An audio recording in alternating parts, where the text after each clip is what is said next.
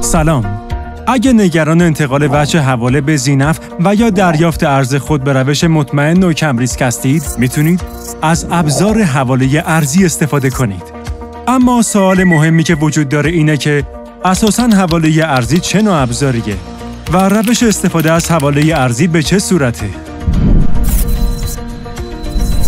حواله ارزی در واقع نوع انتقال وجه ارزیه که به موجب اون یک بانک بنا به تقاضای مشتری از بانک‌های کارگزاری که داره، چه در داخل یا خارج کشور، میخواد وجه حواله رو به ذینفع حواله پرداخت کنه.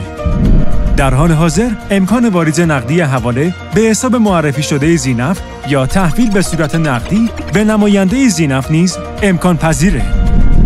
انواع حواله ارزی به دو صورته: حواله ارزی وارده و حواله ارزی صادراتی. حواله ارزی وارده دستور پرداختی از طرف کارگزاران به بانک ارسال میشه و پس از دریافت پیام سویفت، سپام و بررسی صورت حساب جهت اطمینان از واریزی وجه به حساب بانک، وجه مورد نظر در سریعترین زمان ممکن به حساب مذکور در حواله واریز میشه. در حال حاضر مقررات ارزی این اجازه را به ذینفع حواله میده که ارز حواله رو به نرخ‌های مرتبط به بانک بفروشه و یا به خارج از کشور حواله کنه یا در حساب‌های ارزی خودش نگهداری کنه.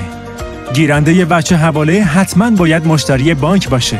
حواله ارزی صادره لازمه که مشتریان به هر کدوم از شعبه‌های بانک که تو اون حساب دارن مراجعه کرده و فرم درخواست صدور حواله ارزی رو تکمیل کنن.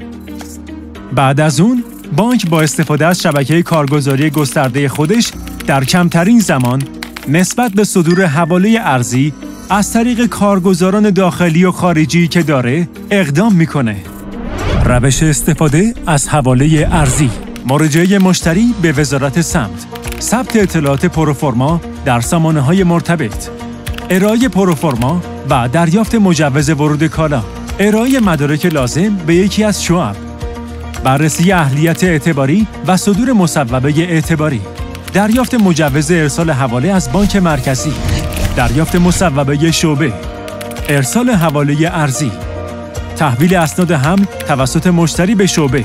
مهلت تحویل برای شرکت‌های تولیدی 9 ماه از تاریخ ارسال حواله و برای شرکت‌های تجاری 6 ماه از تاریخ ارسال حواله است. زهرنویسی و تحویل اسناد به مشتری برای ترخیص کالا، ترخیص کالا و اعلام مراتب توسط مشتری به بانک برای رفع تعهد ارزی. این تجارت سودمند است.